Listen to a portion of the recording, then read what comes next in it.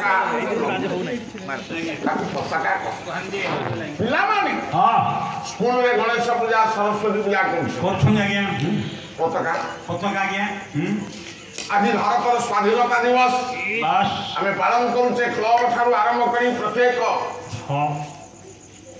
magistrate court ହଉ collectorate ହଉ ଆଜ୍ଞା ସ୍କୁଲ କଲେଜ ସବୁ ଜାଗା ପତାକା ଉତ୍ତୋଳନ ହଉଛି ତାକୁ କହନ୍ତି ଜାତୀୟ ପତାକା ତାକୁ କହନ୍ତି ଜାତୀୟ ପତାକା ଜଗନ୍ନାଥଙ୍କର ମନ୍ଦିରରେ ଯୋଉ ପତାକା ଉଡ଼େ ଆକୁ କଣ କହନ୍ତି ଆଜ୍ଞା ପତିତ ପାବନ ବାନା ଆକୁ କହନ୍ତି ପତିତ ପାବନ ବାନା ଏ ସବୁ ଆଶ୍ଚର୍ଯ୍ୟ ଆଶ୍ଚର୍ଯ୍ୟ ଜଗନ୍ନାଥ ସଂସ୍କୃତି ଆଜ୍ଞା ମୁଁ ଆପଣମାନଙ୍କୁ ଗୋଟିଏ ଗୋଟିଏ ସମାଧାନ କରି କହିବି ପ୍ରାୟ ଅନେକ ତ ଅଛି ମୁଁ ସମୟ ଉପରେ ମାତ୍ର ଦୁଇଟି କଥା କହିବି ଦେଖିବା ଜଗନ୍ନାଥ